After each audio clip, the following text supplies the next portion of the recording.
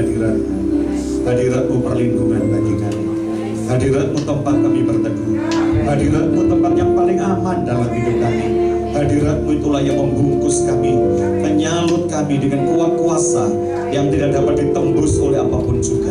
Hadirat-Mu itu yang menyimpan kami dalam satu simpanan ilahi. Tidak ada dapat menjamah kami. Betapa indahnya kami ada dalam hadirat-Mu. Ya Roh Kudus, simpan kami terus dalam hadirat-Mu. Mampukan kami tinggal dalam hadirat-Mu, Tuhan. Sekalipun dunia tidak menyenangi hal ini, tapi bila kami tetap tinggal di dalam-Mu. Tidak ada dan tidak ada tempat lain yang lebih aman, yang lebih menyejukkan, yang lebih menyejahterakan kecuali kami ada dalam hadirat-Mu. Hadirat-Mu, Tuhan. Terima kasih, Tuhan. Terima kasih. Terima kasih. Terima kasih untuk pendamaian yang Kau berikan kepada kami sehingga kami layak ada di dalam hadirat-Mu. Terima kasih buat kelayaan yang Tuhan layakkan bagi kami sehingga kami boleh tinggal dalam dekapan kasih-Mu. Terima kasih, terima kasih. Ini yang kami syukuri dalam hidup kami lebih dari segalanya. Ini yang kami banggakan dalam hidup kami lebih dari apa yang kami punya. Kami boleh ada dalam hadirat Tuhan. Terima kasih. Sekarang Kau berfirman kepada kami lewat pemberitaan firman. Biarlah Engkau berbicara kepada kami. Ibadah kami hari ini adalah milik-Mu. Engkau yang akan berbicara kepada kami lewat hamba-Mu. Nyatakanlah isi hati-Mu bagi kami ya Tuhan. Puaskan kami dengan firman-Mu dan berikan kami sebuah kepekaan mendengar perkataan-Mu. Bahkan Tuhan berikan kami kemampuan untuk melakukannya. Di dalam nama-Mu Tuhan Yesus kami panjatkan doa kami. Haleluya. Amin. Shalom, shalom, shalom. Silakan duduk Bapak Ibu yang dikasih Tuhan. Kita langsung buka Alkitab kita ya. Kita akan baca dalam kitab Injil Markus pasal yang ke-6. Kitab Injil Markus pasal yang ke-6 kita akan membaca ayat yang 45 sampai dengan ayat 52, saudara ya. Kita akan belajar satu hal hari ini dengan sungguh-sungguh. Injil Markus pasal yang ke-6 ayat yang ke-45 sampai dengan 42. Mungkin ada seorang yang tolong saya membacakannya. Iya Pak, silakan Pak. Mari. Markus pasal 6 ayat 45. Markus 6 ayat 45. Ya. Sesudah itu Yesus segera memerintahkan murid-muridnya naik ke perahu dan berangkat lebih dulu ke seberang, ke Betsaida. Sementara itu ia menyuruh orang banyak pulang. Setelah ia berpisah dari mereka, ia pergi ke bukit untuk berdoa. Ketika hari sudah malam, perahu itu sudah di tengah danau. Sedang Yesus tinggal sendirian di darat. Ketika ia melihat betapa payahnya mereka mendayung karena angin sakal, maka kira-kira jam 3 malam ia datang kepada mereka, berjalan di atas air, dan ia hendak melewati mereka. Ketika mereka melihat dia berjalan di atas air, mereka mengira bahwa ia adalah hantu. Lalu mereka berteriak-teriak, sebab mereka semua melihat dia, dan mereka pun sangat terkejut. Tetapi segera ia berkata kepada mereka, "Tenanglah, aku ini, jangan takut."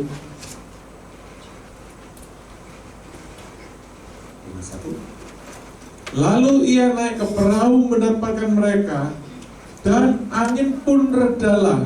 Mereka sangat tercengang dan bingung. Sebab sesudah peristiwa roti itu, mereka belum juga mengerti, dan hati mereka tetap degil. Ya, puji Tuhan, saudara. Hari ini saya digerakkan Tuhan untuk menyampaikan peristiwa ini kepada saudara. Tidak hanya melihat sebuah cerita. Ya, hari ini kita melihat ini bukan sebuah cerita saja, tapi ada sesuatu renungan yang sangat hebat yang harus kita renungkan pada hari-hari ini. Ya, kalau ceritanya sih semua kita kenal bahwa itu ada cerita Yesus berjalan di atas air. Ya, Secara Injil dikasih judul Yesus berjalan di atas air, tetapi sebenarnya yang terjadi di situ bukanlah sebuah mujizat Yesus berjalan di atas air, tapi yang terjadi adalah sebuah petaka yang hebat.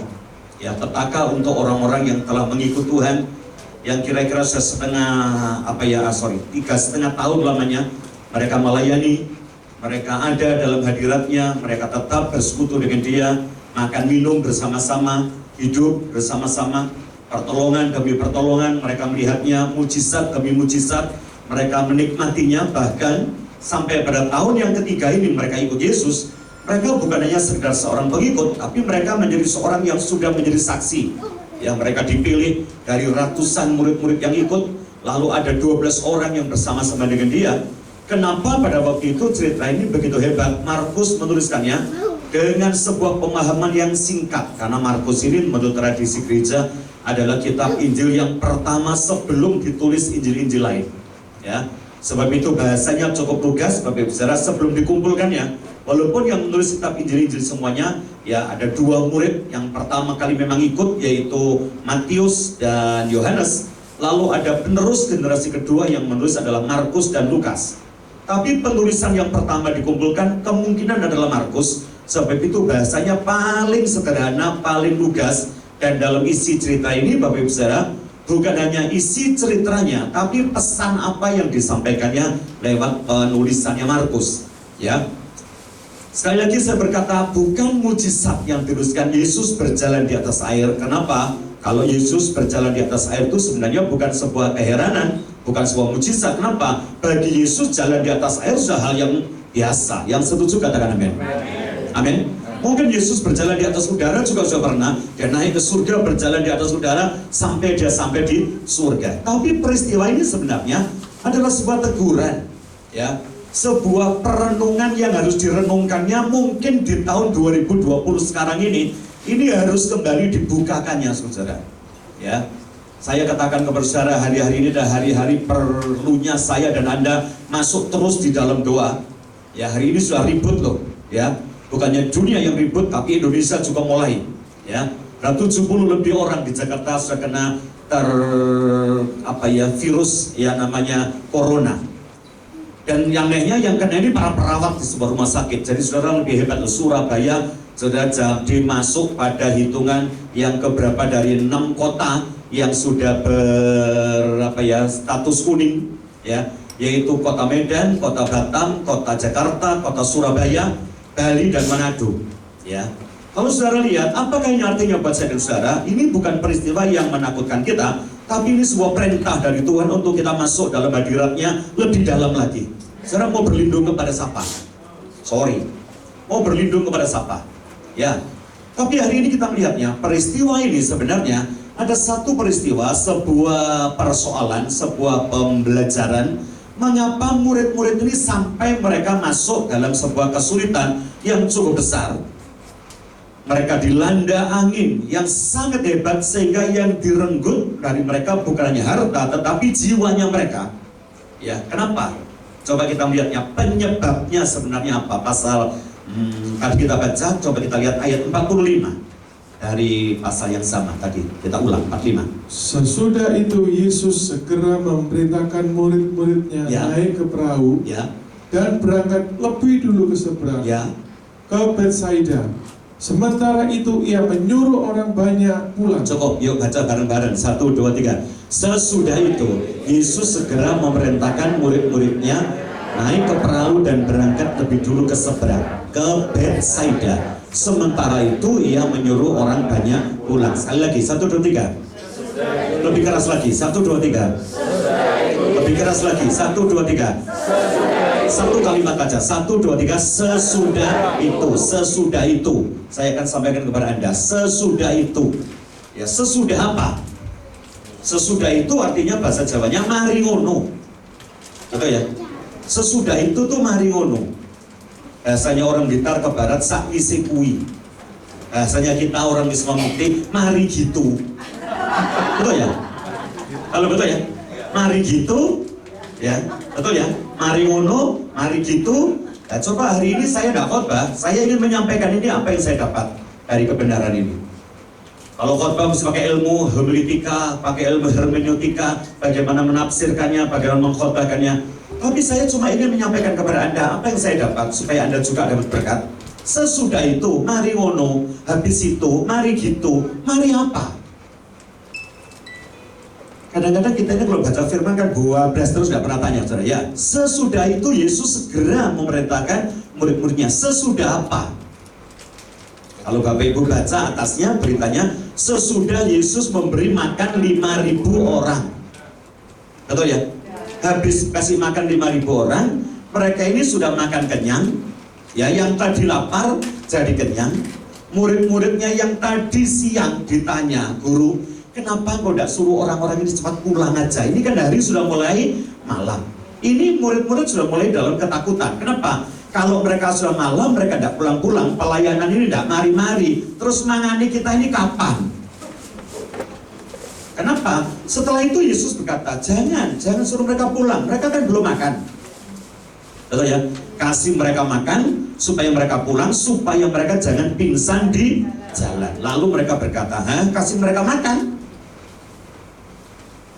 Yang lain, apakah engkau punya? Aku tidak punya apa-apa ini, tidak ada apa-apa. Ada Injil lain berkata, kami pun belum makan seharian. Dan seharian itu murid-murid belum sempat makan. Artinya, kalau dilihat belum sempat makan, tidak ada waktu makan. Tapi kamu punya apa? Kami juga tidak punya apa-apa. Artinya, murid-murid pun walaupun mereka punya, ya mereka tidak ada kesempatan. Atau mereka tidak ada kesempatan karena mereka tidak punya. Kalau digabung, murid-murid sebenarnya mengkhawatirkan keberadaannya. Loh, pelayanan ini tidak mari-mari terus manganku kapan? Karena kita ini belum punya roti dan kita seharian belum makan. Jadi mereka suruh pulang supaya kita ini dapat makan. Lalu Tuhan berkata, kasih mereka makan. Lalu murid-murid berkata, roti seharga 200 dinar tidak cukup loh untuk kita kasih makan mereka. Padahal Tuhan tidak tanya harga, yang ditanyakan Filipus, di mana kita bisa beli roti untuk orang-orang ini? Kenapa Yesus tanya kepada Filipus?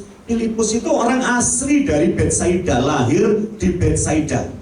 Betsaida adalah kampungnya Filipus, kampungnya Petrus, kampungnya Yohanes. Ya, setelah itu pada waktu Tuhan Yesus datang dan berkata mereka, Filipus, di mana kita bisa beli roti? Ini pertanyaan tidak ngawur. Yang ditanya adalah orang setempat. Harusnya dia menunjukkan tempatnya. Tapi datang ke tempat dia berkata, roti seharga 200 dinar tidak cukup untuk mereka makan. Nah, orang kerja waktu itu UMR hanya 1 dinar. Masuk jam 6 di kebun anggur 1 dinar. Masuk jam 9 upahnya 1 dinar. Masuk jam 12 juga 1 dinar. Nah, upah 1 dinar untuk sehari, kalau 200 hari orang itu kerja, pasti 200 hari itu kira-kira 7 bulan orang bekerja. Karena 1 hari, 1 bulan mereka cuma bekerja 26 hari, ada sabat 4 kali. Jadi 200 ini kalau dibagi 28, kira-kira 7 bulan. Itulah bahasa Jawa ini mantap. Nyambut gawe 7 wulan gak cukup gengingone wong sakmono gawe gitu. Walaupun mereka dapat sepotong kecil. Lalu mujizat itu saya ceritakan kepada saudara. Singkat cerita, ada anak kecil bawa 5 roti dan 2 ikan, dilipat gandakannya. Lalu mereka makan semuanya dengan kenyang. Murid-murid juga dapat bagian. Karena murid-murid yang melakukan pelayanan, mereka bagi dulu, melayani dulu, makannya nanti kemudian.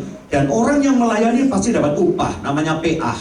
Ya, orang Israel kalau makan dalam pesta selalu dapat roti, tidak dimakan semuanya, tapi dipotong lebih dulu, dicuil, ditaruh di tempat bersih. Itu namanya PA. PA adalah upah untuk orang yang sudah melayani. Ya, cinglinya orang Yahudi itu walaupun medit tapi tahu memberi. Sorry, semua orang ngomong Yahudi medit, masih medit utak aja ngerti nih, saudara ya. Jadi kalau mereka dikasih makan, itu mereka tidak langsung makan. Roti itu selalu dipetik atau dicuil, ada sebagian untuk siapa yang melayani.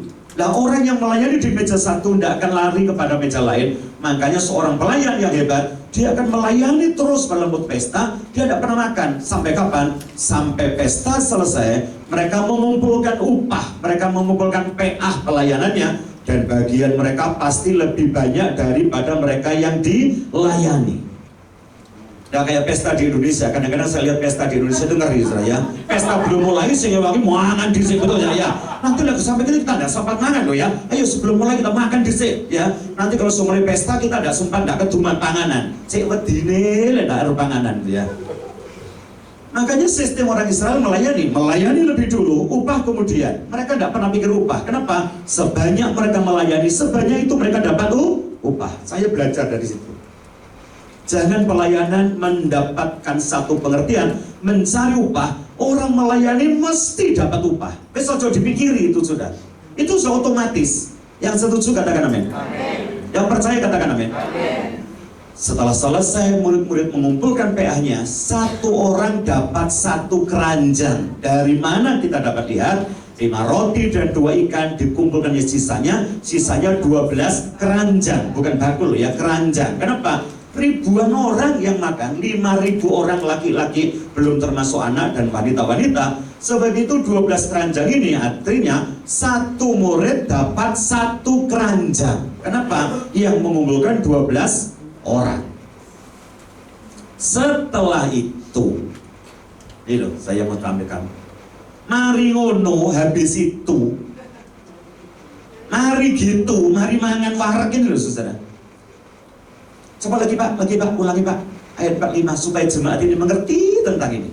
Sesudah itu, jadi habis makan, mari ngono, habis cerita ini selesai, Yesus segera memerintahkan murid-muridnya naik ke perahu. Tuhan berkata, wis berangkat atau sekarang naik perahu kamu semua. Ya 12 orang ini berangkat atau naik perahu semua. Dan berangkat lebih dulu ke seberang. Dan berangkatlah kamu ke seberang. Ke Betsaida. Ya. Sementara itu, ia menyuruh orang banyak pulang. Orang banyak juga yang sudah makan kenyang, mulya kabeh wis ya. Kamu semua pulang, yang melayani ya kamu pulang wis tinggalno tempat ini. Sesudah itu mereka semua disuruh pulang. Kenapa? Coba kita ayat 52 kita baca. Penyebabnya apa? Kok so cepat itu loh maksud saya. Sebab sesudah peristiwa roti itu, sesudah mujizat itu, lihat saya, yang lapar menjadi kenyang, yang tadi tidak punya apa-apa sekarang jadi apa-apa, yang tadi tidak punya roti sekarang satu orang punya satu keranjang, yang tadinya hidup berkekurangan kelaparan sekarang hidup berkelimpahan. Sesudah itu mereka belum juga mengerti. Mereka tidak juga ngerti. Lihat saya. Ini penyebabnya Tuhan nyuruh mereka pergi. Ya. Memang kalau kita lihat, Tuhan Yesus jangan khawatir. Nanti di perjalanan, di pelayaran pasti Tuhan tolong. Ini kan Tuhan yang nyuruh mereka berlayar. Kenapa Tuhan nyuruh mereka berlayar? Apa Tuhan tidak ngerti itu malam? Apa Tuhan tidak tahu itu masa bahaya? Apa Tuhan tidak ngerti mungkin sudah ada awan di atas yang menyebabkan ada angin sakal segera terjadi? Saya percaya Tuhan pasti tahu. Kenapa Tuhan justru menyuruh mereka berlayar pada hari itu? Kenapa? Karena sesudah peristiwa roti itu, mereka ini belum juga mengerti. Dan apa Pak? Hati mereka tetap degil. Hati mereka tetap degil. Ini penyebabnya Yesus menyuruh mereka nyebrang. Halo, mungkin khotbah ini bukan khotbah yang menyenangkan Anda, tapi saya harus menyampaikannya kepada Anda. Yang Anda lihat adalah sebuah umpama kebanggaan Yesus jalan di atas air. Ya, itu oke. Yesus jalan di atas air. Tuhan sanggup melipat gandakannya, yang namanya berkat pelipat gandanya. Iya, sanggup dia melipat gandakannya. Orang yang menabur 5 roti dan menabur 2 ikan dapat berkembang luar biasa, berlipat-lipat ganda. Iya, yes. Tapi persoalannya setelah menabur lalu diberkati, setelah makan menjadi kenyang, setelah tidak punya jadi punya, setelah kere sekarang punya satu orang satu keranjang roti, belum termasuk ikannya. Apakah yang didapati oleh Tuhan? Mereka dinilai Tuhan, mereka tidak ada perubahan dan hatinya tetap degil. Degil itu dalam bahasa kita sulit diterjemahkan, tapi dalam bahasa Yunani kata degil dipakai kata poro. Poro itu artinya tidak punya kepekaan. Apa tidak punya kepekaan itu ya? Tidak ada rumongsone itu loh saudara. Kita ini kadang-kadang bangga loh Kristen zaman sekarang dia khotbah kota rumor-rumor terus berkat, mujizat, yang miskin jadi kaya, yang sakit disembuhkan, yang tidak punya nanti punya. Iya. Yang ditanya Tuhan tuh mari ngono terus jadi apa? Halo. Betul? Saya hari ini berjuang untuk menyampaikan hal ini. Saya berdoa, saya mengangkat kedua tangan saya tengah-tengah doa. Saya hanya mengatakan aku mau menyerahkan ini kepadamu ya Tuhan. Perlu tidak disampaikan kepada PD ini? Kenapa? Kalau urusan mujizat sudah bukan berita lagi. Kalau urusan pertolongan Tuhan, aduh jangan diragukan, pasti Tuhan tolong kita. Lalu urusan rezeki, urusan berkat, urusan miskin jadi kaya, saya walaupun belum kaya, wes rodok kaya, ndak lumayan, ndak kayak dulu loh saudara. Amin. Tapi persoalannya yang ditimbulkan adalah sesudah yang miskin itu jadi kaya, sesudah yang lapar itu jadi kenyang, sesudah yang kekurangan jadi berkelimpahan. Apa yang terjadi sesudah itu? Ternyata sesudah peristiwa itu hati mereka tetap degil, tidak punya kepekaan, tidak punya ucapan terima kasih, ya tidak ngerti bersyukur, ya ndak duwe rumangsa, ya apa ceritanya diberkati Tuhan itu, ya ndak tahu apa yang harus diperbuatnya. Ya, kalau secara kasar tuh orang itu ya ndak tahu kamsial walaupun dijak. Mereka ya apa ya, pucet hansie lah, ndak tahu ngomong sisi itu. Walaupun diomongin apa-apa, dikasih apa-apa, dijejeri sembarang kalian, ndak pernah ngomong sisi ya, sisi ya. Ya bebal ya, kayak digabung ya, elek saya goblok, kebebal, keblek, tahu keblek aja, kopeh, bahasa Londoni kopeh, kopeh itu ya, kop itu kepala. Orang kuno-kuno dulu bilang orang udah, oh ya ayam tanpa kepala, betul ya? It's all skip sonder kop, seperti ayam tanpa kepala, jadi dasi gak ono, ya orang suka digomongin dasi gak ono terus terlalu. Halo. Amin. Hari ini ada corona. Saya katakan kepada saudara, semua orang merenung-renungkan apa ya ada corona. Kalau asal dari Wuhan, orang Indonesia di Wuhan ditarik ke sini dengan satu karantina di Natuna. 14 hari loh karantina itu. Lah saya pikir-pikir juga pertama-tama kata, apakah kecepatan virus jalan itu secepat pesawat? Pasti lebih cepat dari pesawat. Yang di Natuna dipulangkan belum sebulan, virus sudah sampai Jakarta. Nah, saudara mau ngomong apa? Kemarin pagi Menteri Kesehatan kita berkata, saudara-saudara, yang disebut dengan zona kuning bukan zona sudah terindikasi ada virus corona, tapi yang disebut dengan kota masuk pada zona kuning adalah kota-kota. Di kota itulah kemungkinan besar virus itu masuk. Kenapa? Itu adalah gerbang dari udara dan gerbang dari laut. Ya, sebab itu kota-kota itu utamanya punya bandara dan punya lapangan terbang dan punya pelabuhan. Kota mana? Yaitu Medan, Batam, Jakarta, Surabaya yang sudah masuk, Bali dan Manado. Saudara mau apa? Orang berkata ini kurang bersih, ini kurang apa? Enggak. Kalau kita lihat firman Tuhan, kurang punya kepekaan terhadap apa yang Tuhan berikan kepada kita. Ya, masalah itu ditimbulkannya, masalah itu muncul bukan Tuhan tidak tahu, Tuhan tahu. Dan kenapa Tuhan izinkan? Saudara jangan berkata Tuhan izinkan kita ini dalam kesulitan supaya iman kita menjadi tumbuh, iman kita timbul. Iman bukan timbul dari penderitaan, tapi iman timbul dari pendengaran, dan pendengaran akan firman Kristus. Tidak ada penderitaan itu memunculkan iman. Iman timbul dari pendengaran akan firman. Kalau saudara atau saya punya iman yang timbul dari penderitaan, itu iman gak payu di hadapan Tuhan. Sorry, saya harus katakan ini, gak laku. Kenapa? Iman yang Tuhan mau, iman yang timbul dari pendengaran akan firman. Ini orang sudah mendengar firman, mujizat diberikan, bahkan mereka juga jadi pelaku-pelaku mujizat, tapi degilnya, poronya, tidak punya kepekaan, tidak sanggup mendengar dan melihat ya sebuah hentakan jiwa dari Tuhan. Orang punya kepekaan itu orang tidak perlu ngomong. Halo? Halo? Orang punya kepekaan itu orang tidak perlu ngomong. Saya makan, ya dia kepingin, tidak perlu dia ngomong. Enak tak Pak Semonos? Aku minta. Lah orang peka itu roh model itu, oh ini kepingin. Betul tidak kira-kira? Halo, betul tidak? Kadang-kadang kita mesti naik kepekaan kita kepada Tuhan. Jangan tunggu sampai Tuhan berbicara lewat seorang lalu disampaikannya, Tuhan bicara kepadaku untuk kamu. Orang yang peka tidak tunggu Tuhan bicara, hatinya pasti terasa.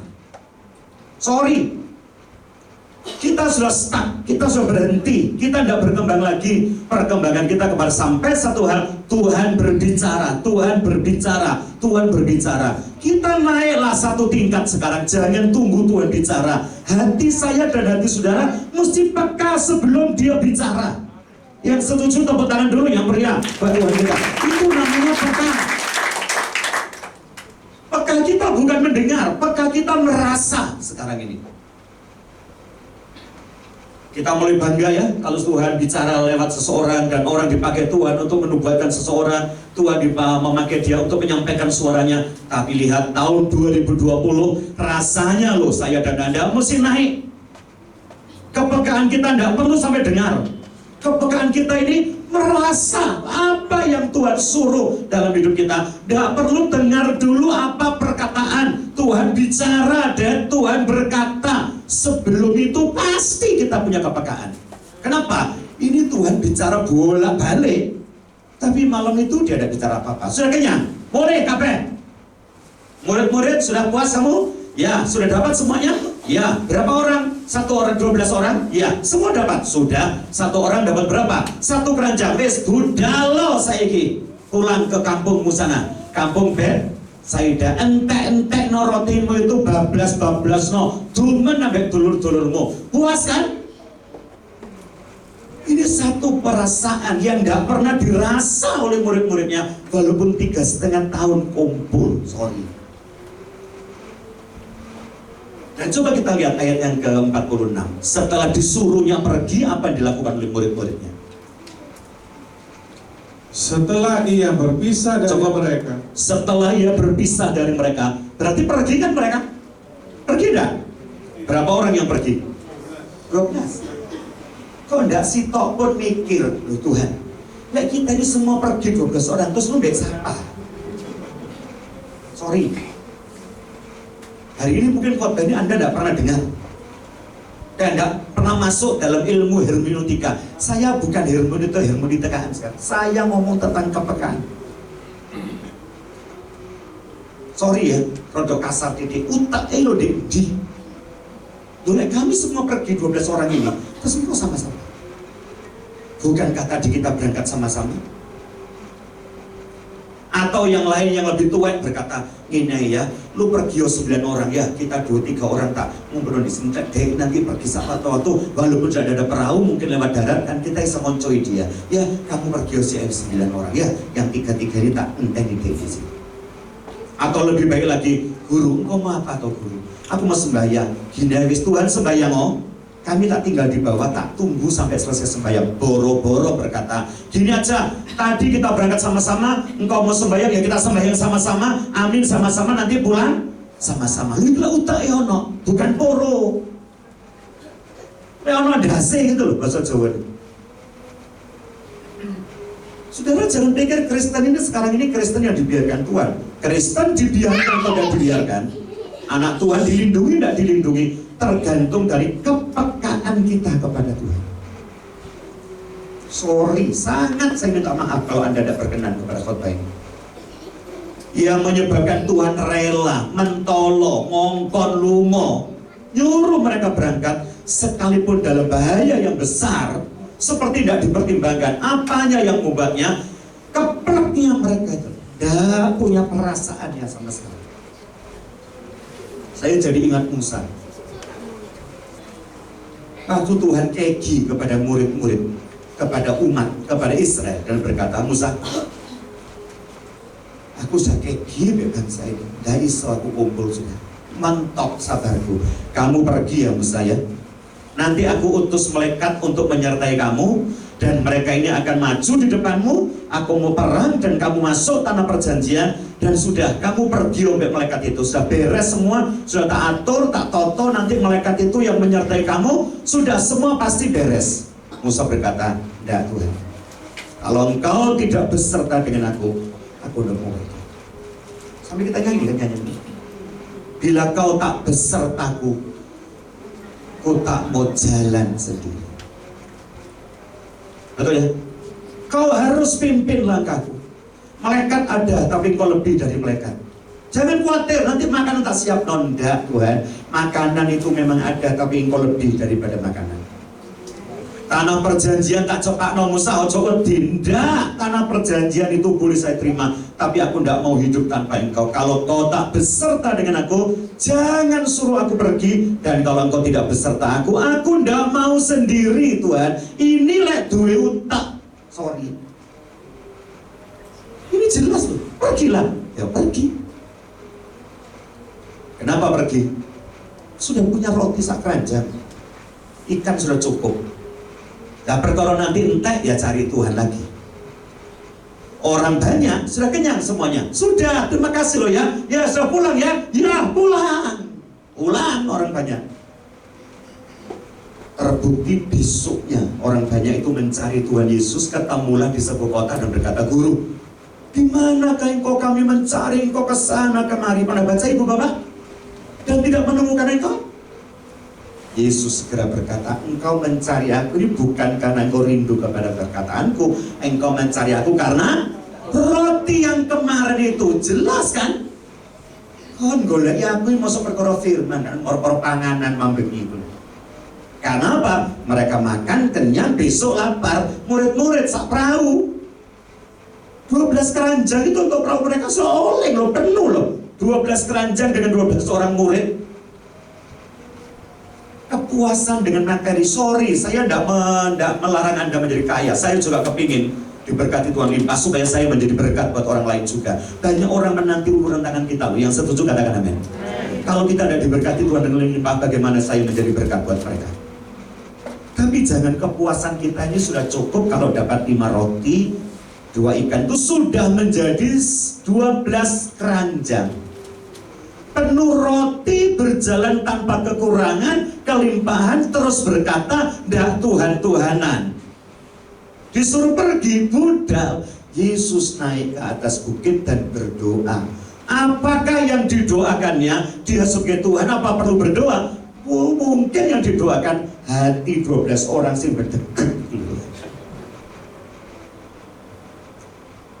Yesus sebagai Tuhan apa yang perlu didoakan? Saya rasa dia mendoakan murid-muridnya 12 orang itu. Apa yang didoakan? Hatinya. Hari ini saya katakan, lebih dari kita berdoa untuk ekonomi, untuk corona, untuk perlindungan, untuk penyertaan Tuhan, sebenarnya yang lebih harus kita doakan, tangannya diangkat semuanya, taruh di dada. Apa yang perlu didoakannya? Hatinya kita ini loh yang perlu didoakannya. Amin. Lebih dari berkat, mujizat, pertolongan, itu semua ada. Yang dikhawatirkan itu adalah yakin Tuhan bisa menyembuhkan orang sakit menjadi sembuh. Persoalannya setelah sembuh itu ya apa? Miskin jadi kaya itu tidak berita baru kok. Dia yang miskin rela jadi kaya supaya kita yang miskin menjadi kaya. Dia yang kaya rela jadi miskin. Tapi sebenarnya setelah kamu miskin terus jadi kaya, itu kejadiannya kayak apa? Jangan jadi seperti ini. Jadi gil, lalu dia pergi ke bukit untuk berdoa.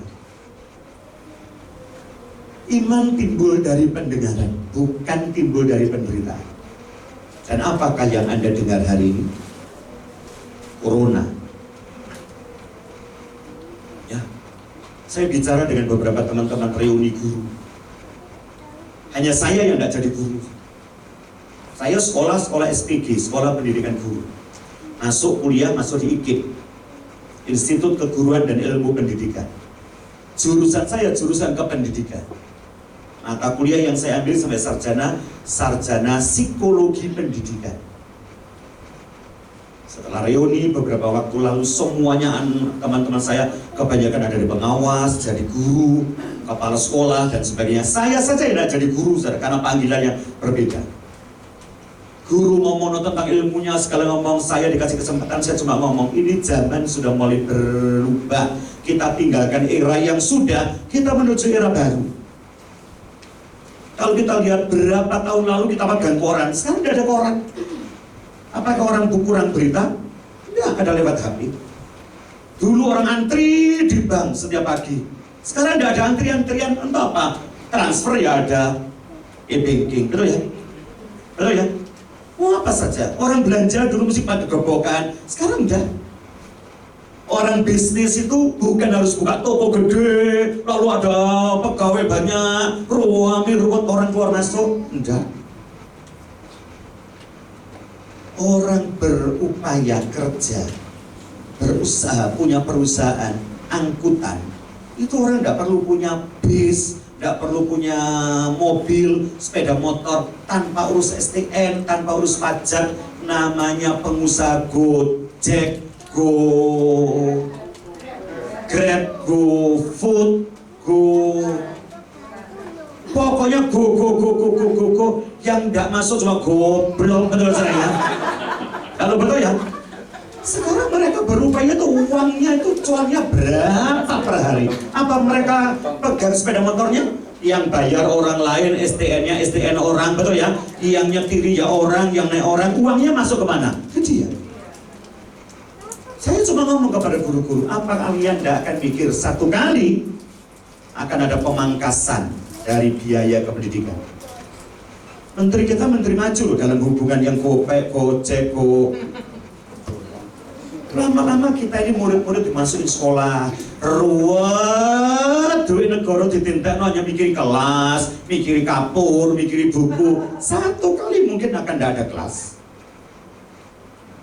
Semua pakai guru, betul? Mungkin guru-guru sudah mulai berhenti, tidak perlu guru. Termasuk saya ngomong anak saya, kamu dokter jangan bangga-bangga dengan doktermu. Satu kali orang sakit nggak perlu ke kamu, total HP-nya sakit selesma, obatnya ono, caranya ngasih ono, obatnya apa, didapat di mana, apoteknya tek Gojek, betul ya? Kalau betul ya, bayarnya transfer, terus dokternya suruh apa? Ini kita pikir. Dan sorry kalau kita mikir tentang kita memang telat. Kalau kita mikir tentang saya, umur saya sudah 60. Yang kita pikir bawaan saya anak-anak dan cucu-cucu kita. Apakah yang harus kita belajarkan kepada mereka? Satu, punyai kepekaan terhadap Tuhan. Kalau punya kepekaan apa yang ada di depan itu kita tahu gitu loh saudara. Amin. Ada guyonan. Kata orang sih, Bu Stefanus itu sepertinya seperti saudara dengan Ibu Jokowi itu, Bu Iriana ya. Selalu ada orang ngomong gitu ya. Kita ke Solo gitu ya, sampai disapa orang, Bu, sama bangun orang wong di Solo. Mereka kata, kenapa tuh Bu maksudnya? Ya itu kan wonten Jakarta toh. Boten lu wonten Malang lho. Sanes anu toh. Adipun Bu Jokowi, oh sanes ya. Sampai kita kumpul reuni itu ngomong apa? SS. Oh niki video ayu ya kembangi sekolahan. Aku serabi mbek Stefanus ngelek lho opo ceritanya. Saya guyon. Saya dulu walaupun jelek dipeseni oleh orang tua saya. On wong lanang le sing hati-hati. Ya masih elek rupamu ojo idek kodok. Kok lek idek kodok bojone elek. Saya ini ngomong sama teman-teman saya, pokoknya wong lanang lek sampai ngidek kodok wis gak iso bojo ayu, mesti elek. Dadi masih elek sing hati-hati aja kakan tingkah supaya orang ngidek kodok. Mlaku sak mlaku sing hati-hati, ndelok dhuwur, ndelok ngisor, ndelok kiwa, ndelok tengen ngarep, ora usah naleh mburi supaya gak ngidek kodok. Kan saya percaya. Terus ngomong begini. Habis itu saya berhasil sampai menikah, ndak ngidek kodok. Konro ceritanya. Aku gak ngidek kodok, bojoku ngidek kodok. Ya wis salahmu dhewe kalau ide-ide ya. Ya, guyu kabeh kayak Anda ya. Terus saya ngomong sebenarnya itu sebuah gurauan yang sesungguhnya saya tahu keistimewaannya Bu Silvano satu kalau lihat teman-temannya jadi guru. Wah enak ya kon saiki di antara kanca-kanca guru paling penak riwari luar negeri ya, iso gawe berlian, gawe motor, liyane iki ngene kabeh. Kon ngerti dhek iku iso rapi mbek aku iki duwe kacamata ukurane panjang. Maksudnya dia akan tahu 30 tahun ke depan saya ini jadi apa. Dia menengah kanca-kanca. Kalau dilihat masa pendek, pasti semua jadi guru. Pikiri kabeh kaya awakmu kabeh ki ruwet tapi tugasnya guru. Tapi dia ini punya kacamata panjang yang dapat melihat 25 tahun, 30 tahun kemudian saya ini jadi apa dan keadaannya bagaimana. Ya, karena bukan orang Tuhan, bukan orang dalam Tuhan, ya tidak ngerti maksud saya. Tapi untuk Anda saya jelaskan, apa sih maksudnya punya kacamata mendatang? Kacamata kepekaan yang terjadi kemudian itu loh. Orang yang punya kepekaan dengan Tuhan pasti akan tahu. Yang setuju tepuk tangan dulu yang meriah begitu. Jadi peristiwa ini sebenarnya saudara, hal ini, persoalan ini ditujukan dengan satu karena kedegilan hati, tidak punya kepekaan. Saya berdoa untuk Anda tahun 2020 kita hadapi tahun ini bukan lagi dengan sekedar hikmat, walaupun hikmat kita perlu. Bukan sekedar kepandaian, walaupun kepandaian kita harus punya. Tidak hanya dengan kekuatan, sekalipun kita pasti pakai kekuatan, tapi tolong perhatikan tahun 2020, ayo kita hadapi dengan kepekaan terhadap Tuhan. Selain itu, saudara tidak mampu, saya tidak mampu.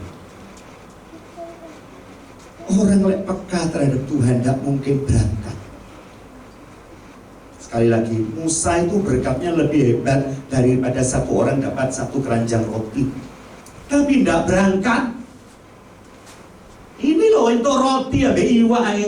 Rela berangkat Tuhan sendirian, tidak satu pun mikir, engkau ya apa, terus ya apa wong iki, kalau tahun setengah lo ngekeimangan, kalau sampai apa-apa ya apa.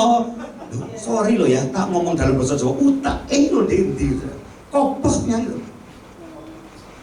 Setelah mereka berangkat dalam pelayaran, Yesus naik ke atas bukit untuk berdoa. Lanjut.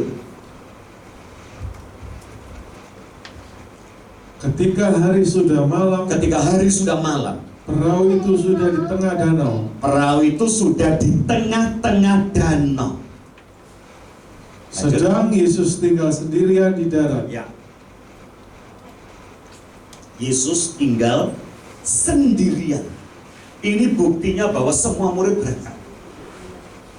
Ya sudah, semua murid berangkat. Yesus sendirian di darat. Ini menandaskan bahwa semua murid yang disuruh pergi berangkat, orangnya dengan rotinya, dengan perahunya, dengan semua yang dia punya. Yesus sendirian, tidak ada sapa-sapa dan tidak ada apa-apa. Mereka rela berangkat. Menurut Anda, kalau Anda dari Tuhan, pikiranmu apa? Sorry, pikiran Anda ngomong apa? Nah, om yo mentolong. Ya gak situ-situ, ayo anak sing usut, ayo apa. Cek tegone, betul lagi. Oh yo. Apapun yang terjadi Tuhan, nanti saya yang bela kamu. Ambimu terus bebedes. Saiki wong mbok tinggal itu kan nyingkir kabeh, ya ndak punya kepikiran betul ya. Nek lungguh kok lendet-lendet, kepalanya ditaruh di mana? Di dada koyo mesra-mesra apa? Saudara boleh lakukan apapun untuk Tuhan yang seperti yang kau cinta Tuhan. Sorry, cinta Tuhan tanpa kepekaan. Jangan tunggu Tuhan bicara lewat A. Jangan tunggu Tuhan bicara lewat B. Sebelum Tuhan bicara, engkau pasti tahu apa yang Tuhan mau dalam hidup. Lanjut Pak. Ketika ia melihat betapa payahnya mereka mendayung. Ketika Tuhan melihat betapa payahnya mereka mendayung, lihat saya. Injil Yohanes berkata, setelah mereka berlayar kira-kira 3 mil jauhnya, 3 mil, Padahal ilmu alam kita kalau kita pergi Israel, lebarnya danau Galilea itu dari tempat 5 roti dan 2 ikan di Tabah sampai Betsaida cuma 4 mil. Sekarang kalau 4 mil saudara ditempuh mereka sudah 3 mil, kurang berapa mil? 1 mil. Setelah mereka berlayar 3 mil, misalnya hari mulai malam pukul 6 mereka berlayar, sampai pukul 3 Tuhan nyusul berapa jam itu? 9 jam. Dapat 3 mil, 1 jam oleh piro mil. Ayo dihitung. 9 jam dapat 3 mil. 1 mil 3 jam. 1 mil laut itu cuma 980-an kilometer, tidak sampai 1 kilo. Kalau 3 jam 1 kilo, katakan 1,5 kilo lah sudah. 1 jam cuma 300 sampai 400 meter. 1 jam. Apa itu bukan payah? Apa itu bukan payah? Mungkin majunya dengan mundurnya, maju dikit, mundurnya lebih banyak. Tapi kenapa masuk dalam kesulitan begini? Bukan karena Tuhan rela, Tuhan tidak tega semestinya. Untuk apa Tuhan menyuruh mereka pergi? Kanan berat betul, kaku hati, pengkuh, tidak punya kepel.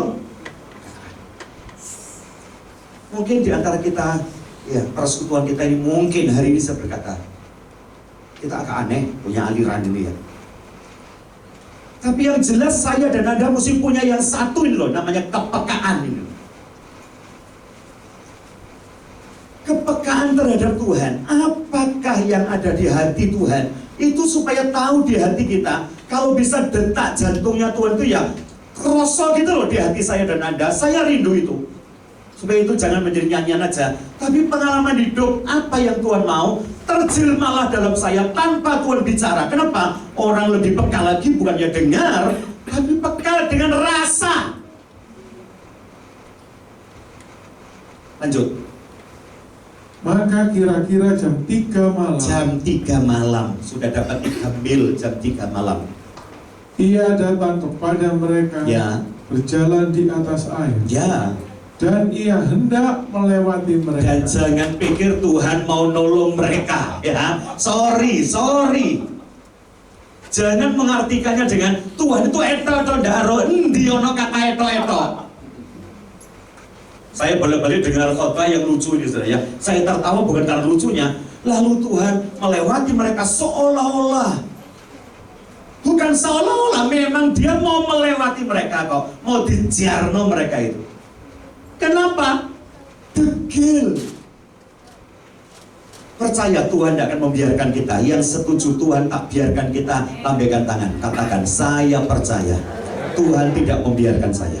Saya pasti dilindunginya. Amin. Tapi ada kata pembiaran ini loh. Dia datang berjalan di atas air dan ia hendak melewati. Bahasa melewati ternyata nyalip, mendahului. Coba kita lihat. Jangan kita pernah cerita sama sekolah minggu dengan cerita bohong. Anak-anak, Tuhan lurus jalan di dekat mereka sambil berpura-pura tidak tahu. Si ngomong pura-pura itu siapa? Ini benar-benar Tuhan mau melewati mereka. Dalam hal Tuhan lewat, apakah yang akan dilihat mereka? Sampai seberapa kepekaan mereka. Bukan dalam bidang mendengar, bukan dalam bidang merasa, tapi dalam bidang siapa dia. Coba kita lihat tes kepekaan berikutnya. Setelah Tuhan Yesus lewat dan hendak melewati mereka, lanjut. Ketika mereka melihat dia berjalan di atas Yesus air, berjalan di atas air, mereka mengira sebentar. Mereka mengira artinya menggunakan kekuatan apa tadi? Kepekaan. Mengira, mikir, kiro-kiro. Terus Pak, mengira bahwa ia adalah hantu. lah, lihat saja. Kok iso ya? Saya pernah cerita ke saudara, sebelum saya punya cucu, di rumah sini punya cucu ponaan. kakak saya laki ya punya cucu. Nah, cucunya itu satu kali di rumah saya. Ya. Karena ada keluarga Tionghoa, papahnya dia panggil saya Encik, anaknya panggil saya Cikong. Cikong, Cikong. Ya, oh ya kenapa? Ya, mamiku pergi rumah sakit jaga malam. Ya enggak apa-apa wes, Sino sama Cikong ya. Ya. Cikong mau apa? Mau belajar. Sino ya mau belajar. Ayo belajar sama Cik, sama Cikong, sama Cikong. Ya. Tengah-tengah belajar lampu mati. Jret, jeglek. Saya ngomong, Andreas, kamu duduk sini ya. Cikong mau tak betul lampu. Jangan aku ikut. Ya, begitu ikut, dia datang gelap itu. Ya, karena ada jalan turun dekat garasi, saya ngomong, sudah kamu tinggal sini ya, sebentar saja, nanti aku pergi ke sana. Ternyata yang jelek itu bukan yang di dalam, tapi yang di luar. Saya buka selambunya jendela, kan ada sedikit sinar. Ya, saya lewat, langsung berkata, Cikong aku ikut. Loh, anak enggak pernah tinggal di rumah saya itu kok ya roh ambune aku liwat iki lho mungkin ya. Loh kok tahu oleh saya? Itu kepekaan namanya. Loh anak iki 3 tahun setengah. Yesus yang ngasih makan, Yesus yang ngasih hidup, ndak ada duit dikasihi, sama bayar pajak suruh mancing, oleh duit ngomong bayar pajak, merotua loro diwarasno. Betul? Kaliren dikai roti. Halo? Dia dapat ikan dikasih, nafkah dicukupi. Coba terserah, liwat dikira gendruwo. Apanya yang hilang terus sebenarnya kalau saya terjemahkan satu kata, kepekaan. Lanjut Pak. Lalu mereka berteriak-teriak. Lihat saya. Inikah namanya pengiringan, pengikutan, persahabatan. Sorry, hari ini saya berkata jangan khawatir akan corona. Satu, meningkatnya wabah, meningkatnya apa-apa, toh Tuhan sudah bicara kepada kita. Jauh hari sudah dikatakan. Coba kita baca sebentar ya, sebelum kepada cerita ini kembali. Mazmur 91. Mazmur 91 ayat 1 tolong. Mazmur 91 ayat 1. Ya. Orang yang duduk dalam lindungan yang maha tinggi. Duduk dalam lindungan yang maha tinggi. Lanjut. Dan bermalam dalam naungan yang maha kuasa. Sorry, untuk melihat khotbah ini saudara bisa buka YouTube khotbahnya Bapak Pendeta Petrus Agung almarhum tentang Mazmur 91. Ya, nanti di rumah buka lagi. Bagaimana orang tinggal, bagaimana orang menginap, bagaimana orang bermalam dalam naungan yang maha kuasa. Seperti dalam payung, dalam kanopi. Nanti dibaca lagi itu khotbah gembala kita yang luar biasa, khotbah yang memberkati. Walaupun orangnya sudah di surga, tapi kuasa khotbahnya masih ada buat saya dan Anda. Buka nanti ya, supaya Anda tahu. Orang yang tinggal, orang yang duduk dan bermalam dalam naungan Tuhan yang Maha Kuasa. Ayat 2. Akan berkata kepada Tuhan, tempat perlindunganku dan kupu pertahananku, Allahku yang kupercaya. Ini orang yang peka. Orang nginep di rumahnya dia, saya selalu berkata, kalau saya nginep rumahnya dia, saya percayakan keamanan saya kepada dia. Saya tidak tahu pintunya di mana. Nek ono apa-apa aku ya tidak bisa melarikan diri, betul ya? Nek sampai ono apa-apa aku melok kon, melayu nang dia aku tak tutno kon. Kenapa? Ini rumahmu. Aku tidak tahu. Halo, listrik konslet, kobongan, roboh, lindu, pokoknya aku melok kowe. Nah kenapa? Iki omamu kon sing ngeruh. Nek kita tinggal dalam naungan Tuhan, dalam pemeliharaan Tuhan, kita ini ada apa-apa ikut langkahnya siapa? Tidak mungkin kita ambil langkah sendiri kalau kita peka. Iki omah dek. Ayo Mas harus makan. Di mana kamar makannya? Saya tidak usah bingung, tak tonton dek. Ayo Mas harus makan. Ayo tak. Ayo. Saya ikut. Kenapa? Saya tidak tahu tempat makannya di mana karena saya lagi berlindung di rumahnya dia. Orang berlindung dalam naungan Tuhan, dia punya kepekaan terhadap Tuhan. Lanjut. Ayat 3. Sungguh dialah yang akan melepaskan engkau yang melepaskan engkau dari jerat penangkap burung. Burung mau ditangkap itu tidak pernah ada satu perkiraan.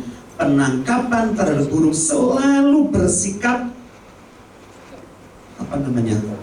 mendesak. Masalah secara tiba-tiba datang, kayak burung ketangkap.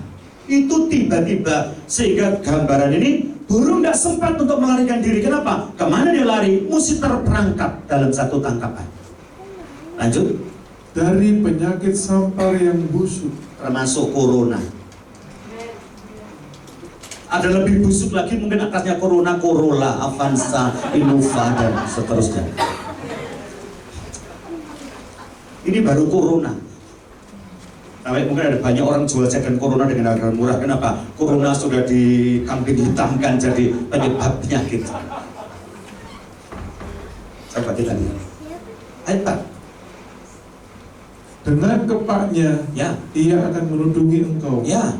Di bawah sayapnya, ya, engkau akan berlindung. Lah, dengan kepaknya ia melindungi engkau, dan di bawah sayap atau kepak itu engkau berlindung. Terus kesetiaannya ialah perisai dan pagar tembok. Kalau kekuasaan Tuhan itu sanggup melindungi, persoalannya apakah engkau berlindung? Satu kali saya jalan ke Solo dalam pelayanan, kita ada tulisan begini, rezeki kuwi ono sing ngatur. Hebat. Siapa percaya rezeki ono sing ngatur? Kira-kira yang ngatur siapa? Tuhan.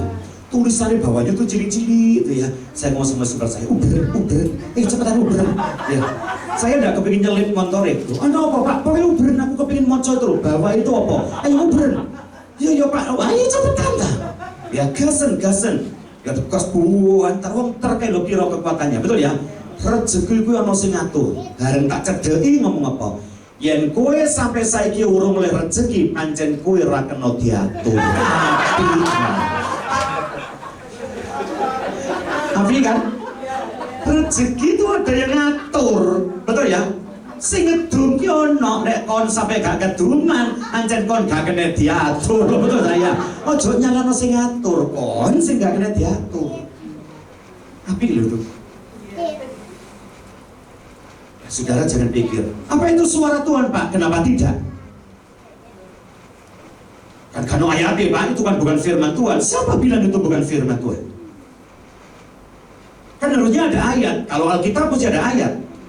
Tapi seberapa banyak kepekaan saya akan teguran Tuhan? Tuhan bicara, rezekiku aku sing ngatur. Dan sampai kon gak oleh rezeki jadi bolak-balik kon gak kena diatur. Betul? Amin. Bagaimana kita hidup secara kepekaan kita kepada Tuhan mesti kita asah lagi. Sorry loh ya. Kita mesti meningkat, bukan hanya peka untuk mendengar, tapi peka untuk merasa. Jangan sampai kita disuruh masuk kesulitan, kita tidak peka. Mari kembali kepada Markus sedikit lagi. Markus kembali. Sebab mereka semua melihat dia, dan mereka pun sangat terkejut. Mereka sangat terkejut. Tetapi segera ia berfirman. Kembali dia sampaikan penyebab timbulnya iman. Iman timbul dari pendengaran, lanjut, dan pendengaran akan firman Kristus. Kristus berfirman. Apa firmannya? Tenanglah. Aku ini. Jangan takut. Tenang. Artinya, kalau sudah engkau tidak punya kepekaan, sekarang engkau mengalami masalah kesulitan, tenang. Supaya apa? Supaya peka. Jangan ambil keputusan, namanya tenang. Ojo kakean cangkem, ini foto cuy lah, itu tenang namanya saya. Tenang itu artinya ada 3. 1, menengok. 2, jangan ambil keputusan apa-apa. Yang ketiga, jangan berbuat apa-apa. Coba sekali-sekali kita praktek dalam doa kita. Ojo ngomong apa-apa, ojo lapo-lapo, ojo ambil putusan apa-apa. Itu namanya tenang. Saya sudah praktek. Di dalam doa itu saya mulai menekan keinginan saya. Aku tidak ingin berbuat apa-apa, aku ya tidak ambil keputusan apa-apa, dan aku tidak juga berbicara apa-apa. Supaya apa? Supaya kepekaan kita ini muncul. Kenapa kita berbuat salah, keputusan salah? Dalam ketergesa-gesaan karena kesulitan dan penderitaan. Saya punya kakak ipar itu dosen ilmu kesehatan di satu sekolah tinggi keperawatan. Dosen ngajari le anak step itu kudu ya apa? Anake dhewe step dicemplung ke jeding sikile. Saya tanya loh, Mbak, kok nggak cemplung ke jeding? Loh, cek adem, step itu kan karena kaki dingin, atas panas. Harusnya yang bawah dipanasi atau yang atas dingin. Nah kok mau mbak celup sikile? Oh iya, biru anaknya. Loh, ilmu itu gak ero tak sampean? Ya ero. Kenapa melakukannya? Dalam suatu persoalan panik yang muncul, tidak ada ketenangan, sehingga orang yang tenang, lihat saya, tenanglah artinya jangan ambil keputusan apa daripada salah. Corona, tuku masker. Yo masang masker kuali saya. Harusnya di luar, di dalam, di luar, di luar. Buang dari ngai masker. Aku ya butuh guyu lah. Masker kuali itu ya. So kok yo banget tuku masker. Kenapa? Panik. Halo. Terus ketemu lagi saya, loh, saya kok putih dan Jokowi kok di jero diwalik ini wis rusuh, udah saya wis rusuh. Ya resi di set aset B ini saya kaset. Ada masker ini ono tadi wola paling. Kenapa itu? Panik. Coba bayangin. Kebodohan akan muncul dikala orang punya kepanikan. Yang setuju katakan amin. Tindakan-tindakan konyol akan muncul waktu orang panik. Nah, supaya tidak panik, tenang itu melatih kepekaan. Menengok, demo. Wah indahnya tadi ya kita dalam hadirat Tuhan. Orang-orang musiknya mandek, seret, semua bergerak. Aduh, tenang. Coba kita lihat. Ini namanya persekutuan. Tadi ada yang berdoa, Tuhan, biarlah dalam ibadah ini kami mengalir dalam pimpinan. Betul ya Bu? Ini namanya persekutuan dengan Tuhan, punya kepekaan. Lihat Tuhan ngomong meneng, aja celometan. Tadi itu kita praktek. Diam semua. Wah indahnya hadirat Tuhan. Tenang. Ini aku ada, tenang. Aku ada, walaupun tidak terlihat. Ini aku ada. Kita ini merasakan tenang kalau yang kita buat satu perlindungan itu dia ada. Saya pernah loh ngalami itu. Saya ini naik pesawat kan percaya mesti kepada pilot. Satu kali di tengah-tengah penerbangan panjang menuju China, pilot itu keluar satu makan. Saya duduk pesawatnya Lion Air. Saya masih ingat dari Bali menuju ke Beijing. Jauh itu. Beijing, P itu kan utara, dari kota paling utara. Nanjing kan yang selatan. Sekarang jadi Nanning gitu. Betul ya? Tong Nansi P kan ya? Nan P ya. Satu pilot keluar. Nah, saya ini duduk paling depan, 3 orang. Di situ ada 3 orang juga. Lalu lagi keluar lagi satu. Lalu terus pilotnya keluar juga, makan bareng-bareng di situ. Saya sudah mikir, lagi kalau pilot tuh gak bisa. Betul ya? Saya ditanya teman saya, Pak Sabrus kasih tahu mangan. Karena saya beli nasi bungkus di Bali itu persis dipangan si pilot. Ya pokoknya weku ibu ya. Harus nanti aja. Kenapa? Saya mulai tidak tenang. Karena telu pilot tuh. Lapangnya dijemblang lagi tuh cara pintunya tuh. Terus habis makan dikasih minum pramugari. Ya tidak mari-mari.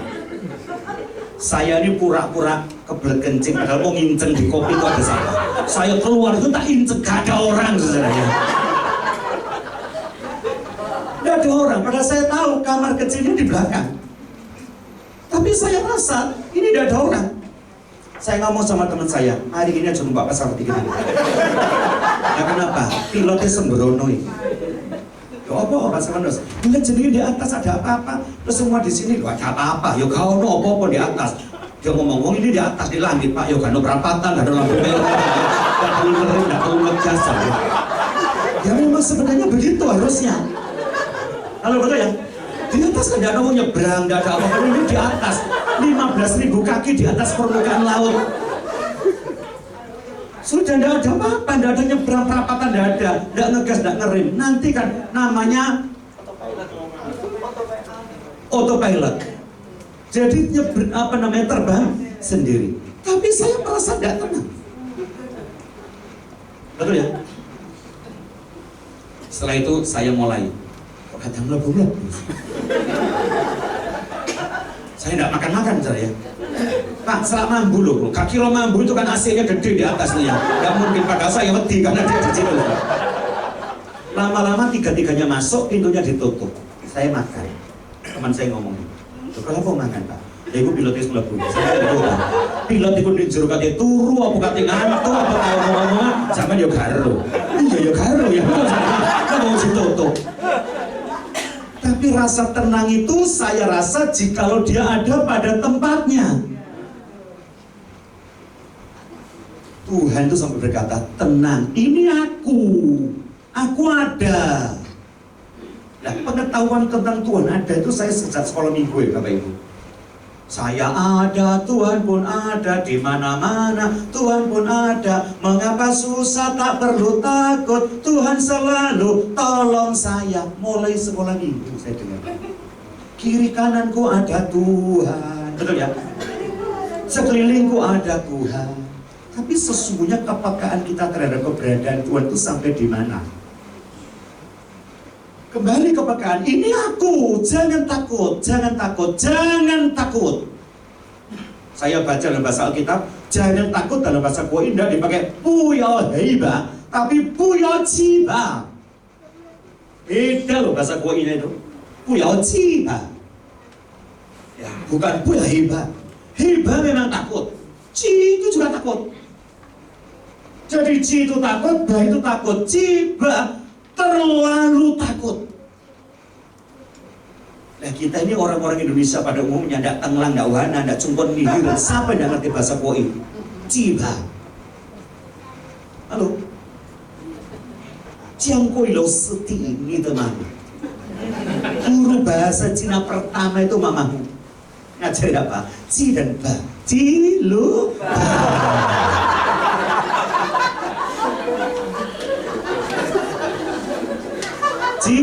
Lupa.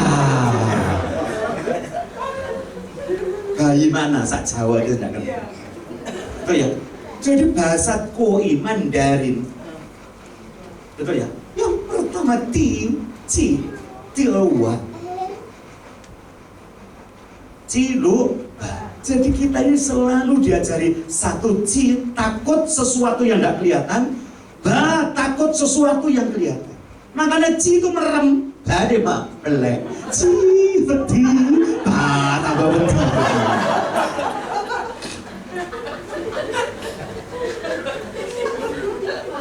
Siapa yang suka ngudang kutu, ngudang anak ciluba bertobat ya, karena kerajaan Allah sudah dekat. Sudah berhenti ciluba. Haleluya. Amin. Betul ya? Saya mulai belajar ngudang kutu. Kutu saya sudah umur 4 bulan. Ya tadi pagi tak suruh datang, ayo datang om, ya, enggak tadi ciluba, haleluya, Tuhan baik, ngakak saya, ya, wah orang semua tanya, Pak Silvanus putu ini kayak engkong ya, tadi tak timbang, 8 kilo 3 on, umur 4 bulan, di belakang, nanti tak tunjukin fotonya ya. Tapi ya puji Tuhan loh ya, mamanya cungkoren, papa indiren, bisa model kayak papa, kulit kayak mama. Saya bayar oleh model kayak mama, kulit kayak papa lah, yang motor di cilik lah, Tuhan itu luar biasa ya. Bisa pilih yang baik-baik dikumpulin, yang elek-elek dibuangin, itu gak saya. Saya sampai ke motor ini sok bodoh, apa sadong ini malah uyang lah itu. Sungguhan loh, ya. Begitu murep konten lengannya, waduh, ayu deh, hati sampai dengan lebut deh, ayu deh. Calon mantu saya yang kecil datang, saya ngomong, lah nyong, anak iso-iso itu, lihat. Ini sing tenggelang ini anak itu, sing indiran papa itu, tapi modelnya kayak. Jadi anakmu sing lahir masih lebih putih tuh ini, soalnya sing tenggelang papa itu. Cuma, dia boleh ngomong arek luru ini, apa orang dia? Kalau tak gonceng-gonceng ini apa dari gandeng-gandeng putu mbek putu ditanya orang kampung sebelah. Tanya apa? Pun dangu tempat yuk ini. Pun dangu tempat yuk ini. Aku jawab, yuk ini dari lahir kok pun dangu. Tenang, jangan takut. Puyaoji Pak, puyaoji Pak. Sudah model begini nih loh saudara, harusnya wes peka. Iman timbul dari pendengaran akan siapa yang ngomong begini nih? Alkitab ini 365 kali ngomong jangan takut. Cukup satu hari satu itu aja. Lanjut dikit. Lalu ia naik ke perahu, mendapatkan mereka. Pes numpak. Sudah satu perahu, betul ya? Sudah satu tempat. Terus mereka ngomong apa? Dan angin pun reda. Angin sudah reda, mujizat terjadi kan? Halo, yang setuju katakan amin. Amin. Sudah terjadi kan? Sudah. Lanjut. Mereka sangat tercengang dan bingung. Sangat tercengang bingung. Ngomong apa? Siapa? Sudah terjadi tidak mujizat ya? Sudah. Anginnya reda sudah. Ngomong apa? Siapa? Kamu bingung. Yang hilang apanya? Kepekaan. Saya ini pernah jadi guru di Bandung, jadi kepala sekolah. Satu kali anak-anak SMP itu mau ini loh Pak, kalau dari SD kan mereka pramuka itu namanya siaga, lalu naik penggalang. Nah mereka mau ditetapkan penggalang di SMP kan mesti jerit malam di kuburan tuh. Pernah ikut ya? Saya ini dikasih tugas diminta tolong pembina pramuka, Pak semuanya tolong Pak, tolongi kita nanti malam nakut-nakuti anak-anak. Di kuburan batu sisir terus kan dua jalan Hasanuddin apa ya? Sorry bukan Hasanuddin, Imam Bonjol. Terus saya ini disuruh gini, nanti di kuburan tuh Pak, perhentian pertama perapatan itu anak-anak itu mau belokkan atau membelok kiri. Ya, itu ada perempatan di tengah-tengah kuburan dan kuburan ini kuburan Islam, kuburan Muslim, kuburan Jawa. Jadi Pak Sunus nopo mereka kayak hantu tapi pakai bahasa Jawa. Masuk Indonesia loh Pak, ini bukan kuburan Indonesia, bukan kuburan umum ya. Terus saya iya, gerimis. Ya ada jalan ngepang itu ada tanda apa itu? Ada opor batu ditaruh sini artinya panakir apa apa sandi-sandinya mereka. Ya, sandi-sandi, maksudnya kan bunyi. Ini yang sandi. Saya suruh singitan, saya juga sembunyi di bawahnya pohon udan-udan. Saya ngomongin ini pembina pramuka genah. Malam minggu lagi lah, saya besok kan di pelayanan sana. Saya mau nengahin dengan koyo kata digendruwo. Yang pertama maju itu kalau laki-laki satu, kalau perempuan dua. Pertama itu anak perempuan, saya masih ingat. Maju anak perempuan ini SMP kelas 1. Mandek di situ sampai gini-gini. Berarti kenapa? Takut. Lihat tanda ini kemana yo? Nandi. Sementara mereka bingung, saya nyopo. Kon kate nandi. Terus tak cilik-cilik no suaranya. Kon kate nandi. Ini kelas 1. Satu semester, kumpul saya ini cuma 6 bulan. Belum. Saya ngajar sejarah cuma 2 jam pelajaran. Saya ngomong, kan katanya ngomongin, loh, Pak Semono sadar di situ nggak? Saya keluar dari persembunyian, ajudan nandasmu. Saya gunyuk kan sampai gulung-gulung. Loh, Pak Semono sadar apa malam-malam di situ? Loh.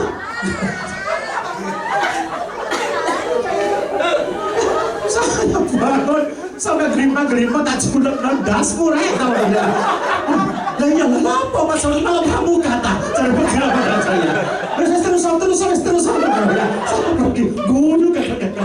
Pembina pramuka. Apa kasih terus. Terus gagal tadi kedua boleh saya. Itu kenapa? Semua wis dicilino, wis digaya-gayano kaya medeni. Lah kok malu Mas Manus kenapa? Apa yang dia punya? Kepekaan. Bener loh. Ini cuma 1 semester. 2 jam 45 menit kali 2. Kalau enggak ada jadwal merah, udah teko. Lu kok eruh gitu loh. Saya langsung gagal, saya ngomong wis kasih terus berdalam. Yang lain gak tahu dhewe karepmu kok dulu wis. Enteng itu loh, dia terkasih lagi. Rasanya kok bingung-bingung, ya wis tepat aku ngomong. Ini nanti harapan saya. Wow, loh, Mas Manus ada di situ.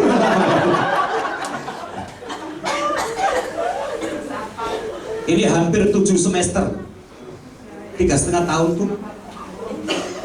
Gak apa-apa. Sudah dapat mujizat, tercengang dan bingung. Peristiwa ini mengingatkan kita. Sudah aja ngomong mujizat, mujizat ada. Sudah tidak perlu lagi khotbah mujizat berkat, wis itu sudah ada, pasti ada. Sudah cukup kita dengar itu, terutama persekutuan ini. Saya pikir sudah ribuan kali, mungkin ada 7 jutaan kali dengar Tuhan sumber berkat. Sudah.